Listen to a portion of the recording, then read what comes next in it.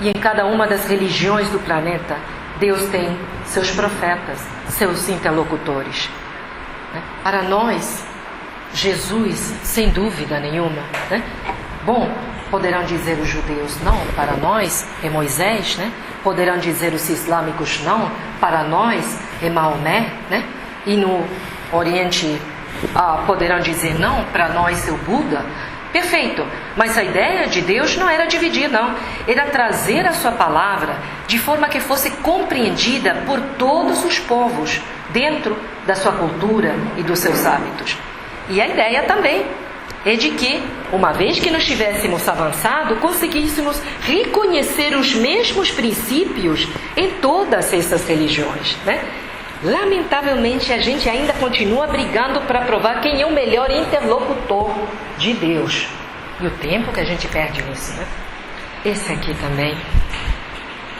Em geral, desconfiai das comunicações que trazem um caráter de misticismo e de singularidade ou que prescrevem cerimônias e atos extravagantes. Há sempre, nesses casos, motivo legítimo de suspeição. Conseguintemente, todo médium e todo grupo que se submete a práticas que tendem para a superstição, indubitavelmente se acham presos de uma obsessão bem caracterizada. Um pouco longo, eu peguei só um pedacinho, né? Mas esse nosso gosto pelo misticismo, né? Está faltando alguma coisa, é só chegar lá, ouvir a palestra, fazer uma prece, é só isso, e não vai ter todo o resto. Não vai ter. Quanto mais primitivos os povos, mais atávicas são as suas religiões, né? Na medida em que progridem, os atavismos vão desaparecendo, vamos deixando-os de lado, né? E práticas que em outro tempo faziam sentido, a ciência nos comprovou que não tem nada a ver. Então a gente abandonou. Claro que se quiser continuar, isso já é uma superstição, né? Por que gostamos do atavismo? Eu não sei se eu posso explicar, tem 3 crianças aqui na sala. Bom, os adultos que me acompanham na minha linguagem agora. A criança, quando chega na idade entre os 7 e 8 anos, ela começa a ter algumas dúvidas, né? Umas dúvidas em relação a dezembro, né? A um determinado personagem, né? E aí chega um momento que faz alguma descoberta, mas mesmo assim passa os próximos 2, 3 anos, santo não, o que é isso? Já sabe, inconscientemente descobriu algumas coisas. Aliás, os adultos me acompanharam, sabem do que estou falando, né? Ah, tá, então tá. Já descobriu, já sabe algumas coisas, mas eu pelo menos fiquei 2 anos que eu não queria nem conversar sobre o assunto. Me deixa com a minha crença que estou muito bem assim, tá? Para de conversa, né? Embora eu já soubesse muitas coisas. A mesma coisa acontece com nós, adultos, né? Às vezes, né, já ultrapassamos determinadas fases de atavismo, né, no nosso desenvolvimento como espécie. Mas ainda estamos numa área, numa zona que é um tanto nebulosa. Porque aquilo que eu dizia, não se mudam facilmente tradições e costumes, né? E pela insegurança de abandonar aquelas práticas antigas por medo de consequências nefastas, aí a gente continua fazendo aquilo, né? Quem sabe, se mudar, alguma coisa ruim pode me acontecer, né? Isso é superstição, né? A gente acha que se não fizer, vai acontecer uma coisa ruim. Mas dá para explicar por que está fazendo aquilo? Não. Foge a qualquer explicação, a qualquer lógica, né? Eu tive uma situação, quer ver um exemplo? Recebe aquelas correntes, sabe, da internet, né? E diz, se você não responder, nos próximos 5 dias, uma coisa terrível vai acontecer com você. E você responde, né? Vai que. Você envia, né? Vai que. Muitas vezes, eu não tenho nem tempo para isso, na minha pressa não tenho tempo, mas muitas vezes a pessoa diz, sei lá, né? Não sei se de repente acontece. Uma amiga minha, estávamos numa festa e me disse assim, muito séria, estávamos numa reunião, me disse, Angélica, eu sei que você é espírita há muitos anos e queria a tua opinião. Vamos lá, se eu souber. Disse, hoje é o dia de eu fazer meu culto no lar. E meu culto está marcado para as 8 horas. E eu saí tarde do trabalho hoje e não queria deixar de passar aqui no bar para dar um abraço nesta nossa amiga, uma amiga muito querida nossa. Eu não vou chegar 8 horas em casa para fazer meu culto no lar. O que vai me acontecer? Eu digo, olha, no mínimo as 7 pragas de Egito vão cair todas em cima do seu lar e sua família. No mínimo. Aquela noção do Deus punitivo, o que vai me acontecer? Ora, nos fixamos, estabelecemos horários, estabelecemos um dia, porque é a nossa forma de mostrar comprometimento, é a nossa forma de mostrar disciplina, de mostrar seriedade. A espiritualidade não está ali para brincadeira. É só isso. Mas se não fizer, o que vai acontecer? Nada. Nada. Né? Talvez você não tenha, ou seja, se o horário não está compatível, ok, vamos mudar, né? Mas ela achava que alguma coisa terrível ia acontecer, né? Outras vezes, esse misticismo e essas superstições acontecem por medo, por preguiça de pensar. Tem uma história que acho que foi você que contou, Wilson. O mestre espiritual, que toda vez que ia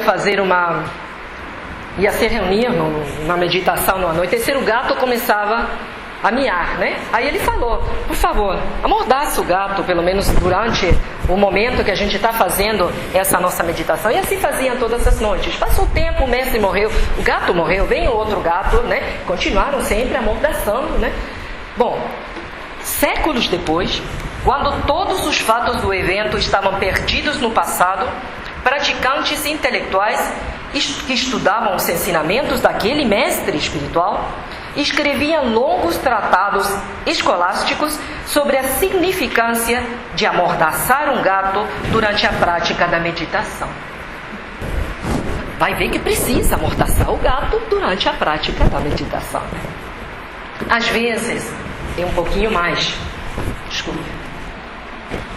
Às vezes a superstição ou essas práticas que são menos compreensíveis para nós são originárias do medo de fazer uma transposição histórica e que isso possa significar deturpar a essência de alguma coisa.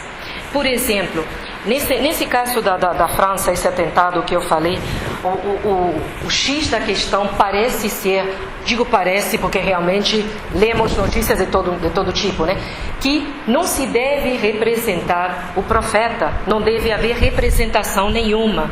E isso vem de tempos imemoriais, né?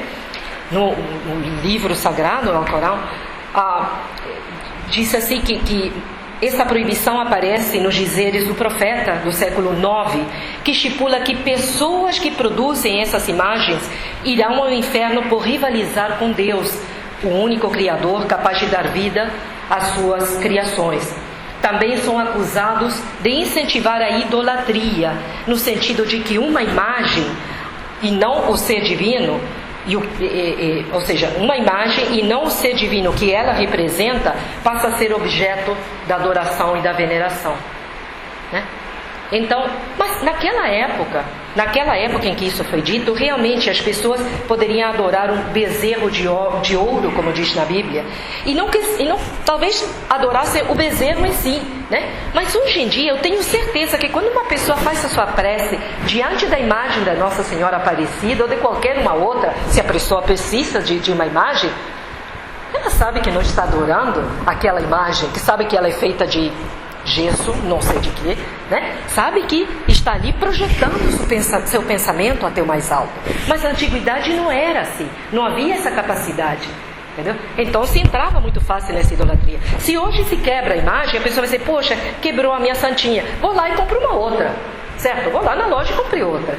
Então, o medo é se permitir, né? Vai voltar a idolatria, ou seja, vai continuar a idolatria. Não tem, não há, né? Já passaram tantos séculos que isso já não é parte nossa. Muito bom. Encerrando aqui, para não ceder o tempo. Queria fechar esse nosso estudo, como sempre, com uma historinha. O nome dessa história é Por que Palavras?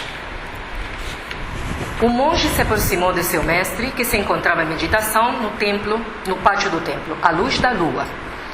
E o monge tinha uma grande dúvida. Mestre, aprendi que confiar nas palavras é ilusório. Apesar das palavras, o verdadeiro sentido surge, na verdade, através do silêncio, no momento de introspecção. Aí que as palavras começam a fazer sentido, né?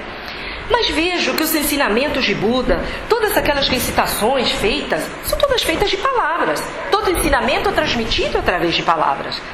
Se a lei de Deus está além da palavra, como faremos para transmiti-la? E o velho sábio respondeu: as palavras são como um dedo apontando para a lua. Cuida de saber olhar para a lua. Não se preocupe com o dedo que a aponta. E o monge replicou: mas eu poderia olhar para a lua sem precisar alguém ou algum dedo alheio que me indique onde ela está. Poderia, disse o mestre, e deves, pois ninguém mais pode olhar a lua por ti. A lua está e sempre esteve à vista. A lei de Deus é eterna e já foi completamente revelada. Mas as palavras não podem revelar o que já foi revelado desde o começo. Então, disse o monge, por que os homens precisam que lhes seja revelado o que já é do seu conhecimento? Por quê? Da mesma forma que ver a lua todas as noites faz com que os homens se esqueçam dela, pelo simples costume de aceitar a sua existência como um fato consumado, assim também os homens não confiam que a lei de Deus já tenha sido revelada, pelo simples fato de que ela se manifesta em todas as coisas. Desta forma, as palavras são um subterfúgio, um adorno e atraem a nossa atenção. Como qualquer adorno, ele pode ser valorizado mais do que o necessário. Naquele momento, o mestre ficou em silêncio. E o aluno ficou olhando para o mestre, tentando, apreender, entender melhor.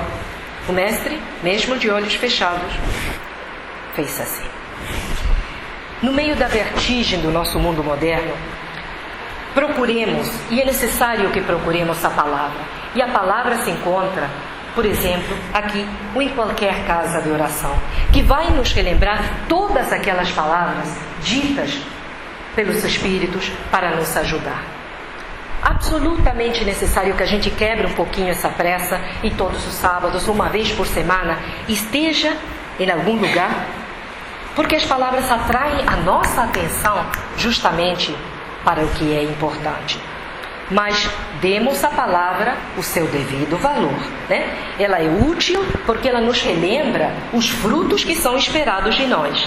Mas não esqueçamos, o importante não é o dedo, o importante é a lua. O importante não são as palavras, o importante são as ações que nós praticamos.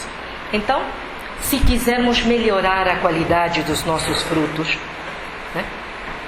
e com isso estamos fazendo aqui, exatamente isso, tentando ver como podemos melhorar a qualidade dos nossos frutos.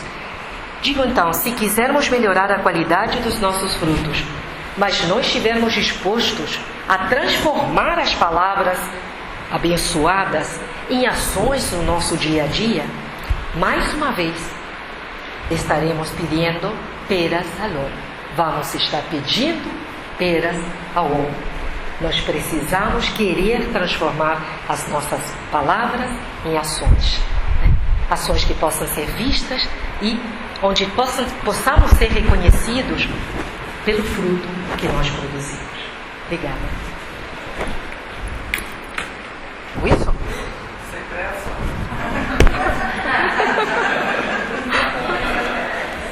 Praticando. Onde fica falando? Eu iria correndo no outro dia. A pressa faz mal, né? Tá certo. Aqui. Obrigado.